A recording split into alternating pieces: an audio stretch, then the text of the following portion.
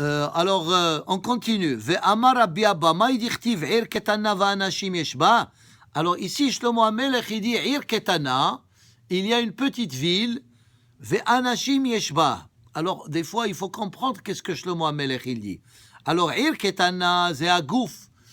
Le corps humain, il est comparé à ir ketana, à une petite ville. Ça veut dire, dans le corps humain, il y a des milliers et des millions de choses qui se passent dans le corps humain. Ir ketana ze agouf.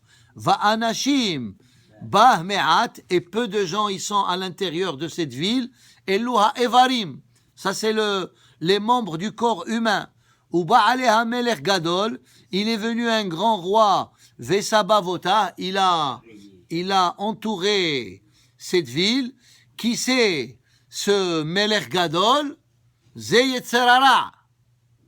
Ça, c'est le Yetzerara qui est le grand. Ça veut dire il essaye toujours de faire trébucher la personne. Ubana aleha metsudim vaharamim. Et il a mis comme des obstacles. Il a encerclé pour que les gens ne puissent pas ni rentrer ni sortir. C'est quoi les obstacles?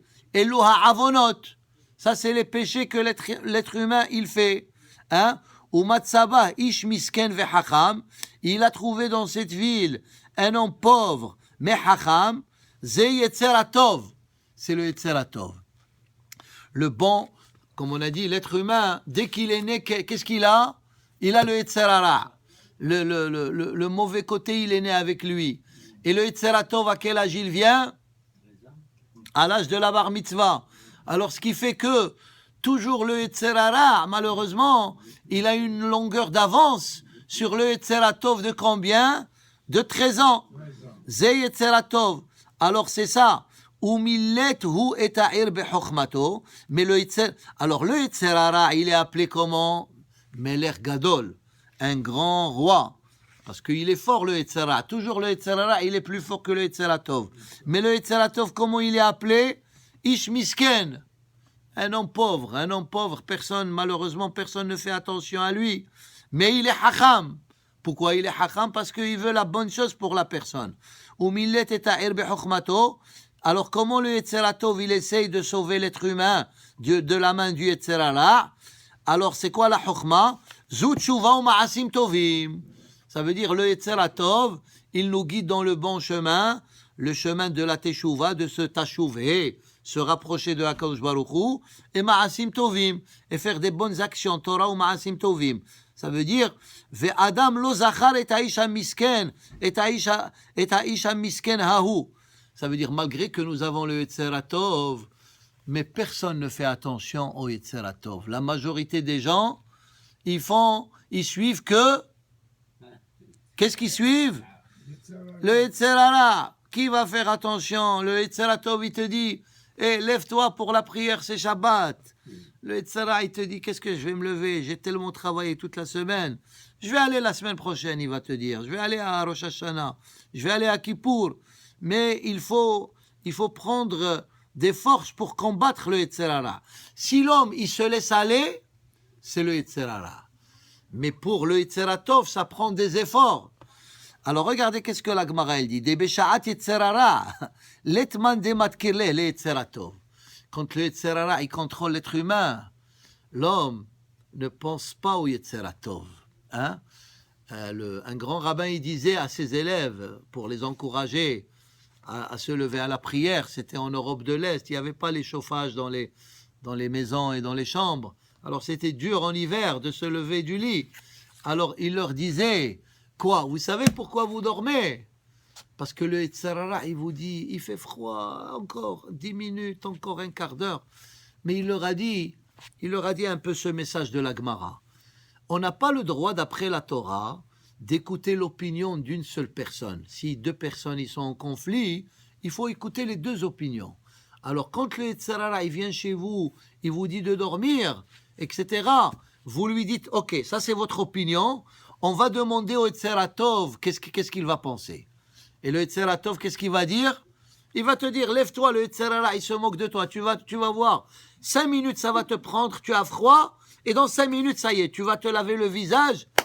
Alors si tu vas écouter les deux opinions, il leur disait le rabbin, alors tu vas voir que le Yetzer Hara, il va perdre. Mais le Talmud, il dit ici, quand le Yetzer Hara, il contrôle la personne, personne ne dit, hey, je vais écouter l'opinion de Yetzer Tov. Hein? Alors ce rabbin, il leur disait, à chaque fois que le Yetzer Hara, il va vous pousser pour faire une avera, qu'est-ce que vous devez lui dire? Ok, ça c'est ton opinion, je vais écouter. Le temps que tu vas philosopher ça dans ta tête, déjà tu vas te lever du lit. Alors en tout cas, c'est ça l'idée. Vélo, de Bishaat Yetzer Hara, l'etman de matkir le Yetzer Tov. Le Midrash, il dit ça d'une autre manière. Un autre Midrash, il dit, le Yetzer Hara, avant de faire à une personne une avera, qu'est-ce qu'il lui fait? Il lui fait une belle danse. Le Yetzer Hara, il danse, il lui fait une belle danse. Et la personne, elle voit que c'est une belle danse, alors il le suit. Ça veut dire, qu'est-ce que ça veut dire, il lui fait une belle danse? Il lui montre, tu vas faire la avera, tu vas être content, tu vas être bien. Ça, c'est avant de faire la... Alors, ça veut dire, le Yetzer Hara, il essaye de prendre l'imagination de l'être humain, de séduire l'être humain avec le Yetzer Hara. Tu te dis, si je veux faire ça, je vais être le plus heureux du monde. Une fois que tu l'as fait, ça y est, qu'est-ce qui reste? Il n'y a rien qui reste. Alors que la mitzvah, c'est dur de la faire au début. Mais une fois que tu l'as fait, après que tu l'as fait, tu es content. C'est pas juste la mitzvah. Voilà parle d'une femme tzadeket, Irene Buenavida. Elle faisait des choses extraordinaires. Et beaucoup de gens se disent, pourquoi je vais me casser la tête? Je vais travailler 2 mois pour cette activité, ou des fois 3 mois, ou des fois même plus que ça. Tu te dis, pourquoi je vais me casser la tête? Mais la personne... Alors c'est le Yetzer Hara qui dit, pourquoi je vais me casser la tête? Mais le Yetzer Tov, il te dit, c'est dur, mais après, tu vas avoir une récompense. Et c'est vrai, quand on fait une bonne action, ou bien une activité, c'est dur, tu as travaillé, et des fois, les gens, ils veulent même pas collaborer avec toi, et des fois, ça crée des problèmes. Mais une fois que tu as fait cette activité, tu as un plaisir énorme. Tu as un plaisir énorme d'avoir fait cette activité. Alors c'est ça. Ça veut dire le Yetzer Hara, il veut pas que tu fasses des bonnes choses. Il veut juste que tu fasses des mauvaises choses. Mais le Yetzer Tov, il te pousse à faire des bonnes choses. Alors c'est ça. On a dit qu'au moment du Yetzer Hara, personne ne fait attention au Yetzer Tov. Zut shuva ma'asim tovim, asara shelitim. Et l'homme, il a des atouts pour faire des averot ou des mitzvot. Shene enaim, les 2 yeux, shne oznaim, les mains, yadaim, raglaim, verosh hagevia. On a dit, pourquoi même ces membres que nous avons dans notre visage, on a 7 portes dans notre visage. Quelles sont les 7 portes? On a dit, les yeux, 2, les oreilles, 2, le nez, 2, et la bouche. Shiv'a. Alors la Torah, elle nous a donné un moyen de contrôler tous ces atouts-là. Le Talmud, il dit, pourquoi cette partie de l'oreille, elle est flexible?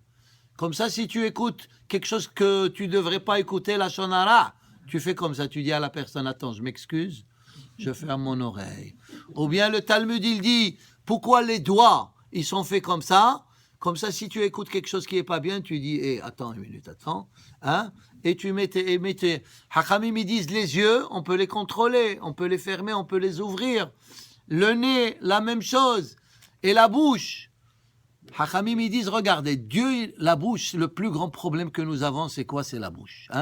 C'est cette bouche-là qui ne veut pas s'arrêter.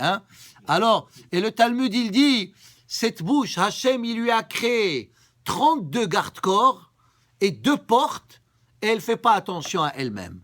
Quels sont les 32 garde-corps? C'est les 16 dents qu'on a en haut et les 16 dents qu'on a en bas. On peut fermer la bouche avec les dents. On a les garde-corps et on a 2 grandes portes qui sont les lèvres pour faire attention à cette bouche, et on ne fait pas attention à cette bouche. Alors, il faut faire attention par rapport à ça. Alors, c'est ça les asara shelitim. Et c'est ce qu'on a dit l'autre jour. Shoftim veshotrim, titen lecha bechol she'arecha. Les she'arim, c'est les portes du visage. Et la Torah, elle nous dit, nous devons mettre des policiers et des officiers pour contrôler ces portes que nous avons dans notre visage. ואמר רבי זכריה משום רבי ישמעאל, ביקש הקדוש ברוך הוא להוציא כהונה משם, שנאמר, הוא כהן לאל עליון. כיוון שהקדים ברכת אברהם לברכת המקום, הוציאה מאברהם שנאמר ויברכהו ויאמר, ברוך אברהם לאל עליון, קונה שמיים וארץ וברוך אל עליון. אמר לו הקדוש ברוך הוא, וכי מקדימין ברכת עבד לברכת קונו, מיד נתנה לאברהם, שנאמר, נאום השם לאדוני, שב לימיני אשר אשיב אויבי הדום לרגליך, ובתרי כתיב, נשבע השם ולא ינחם אתה כהן לעולם על דברתי מלכי צדק, על דיבורו של מלכי צדק, כתיב הוא כהן לאל עליון, הוא כהן ואין זרעו כהן. Alors, ici la Gemara elle explique qu'il y avait ce Melech Sedom, il était Melech Shalem, pardon, le roi de la ville de Shalem. Shalem, c'était quelle ville? C'était Jérusalem. Elle s'appelait Shalem. Hein? Alors, il était un homme tzaddik. Et Hachem, il voulait sortir de lui la Kehuna. Ça veut dire les Kohanim, ils auraient dû être descendants selon cette Gemara, d'après Melech Shalem. Il était un homme tzaddik. Il faisait beaucoup de bonnes choses. Mais sauf il a fait une erreur. Quand il y a eu cette histoire avec Avraham Avinu, alors, qu'est-ce qu'il a fait? Il a béni, Vayomer, Baruch Avram le'el Elyon. Il a béni Avraham, mais le Talmud, il dit qu'il a fait une erreur. Avant de bénir un être humain, il faut bénir d'abord qui? HaKadosh Baruch Hu. Alors, il lui a Kevan she'ikdim birkat Avraham le birkat hamakom. Alors, c'était une erreur. Ça veut dire, tout d'abord, on doit penser à Kadosh Baruch Hu.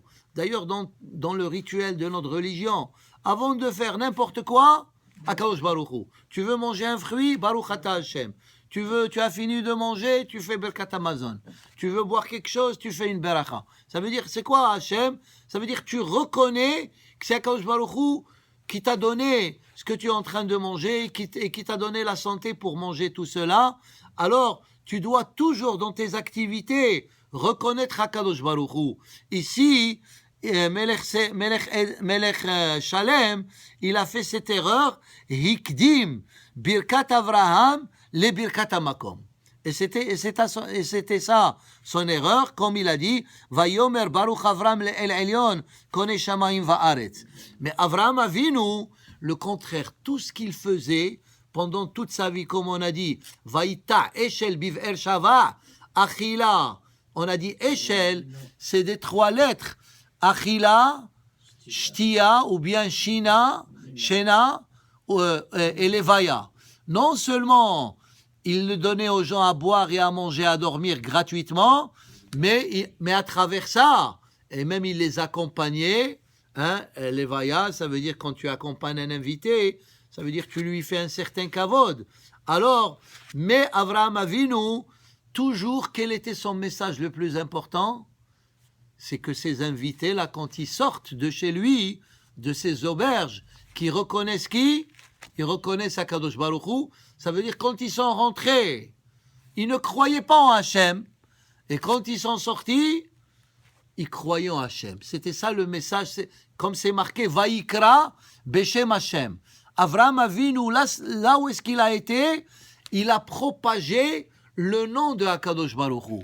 Là où est-ce qu'il a été?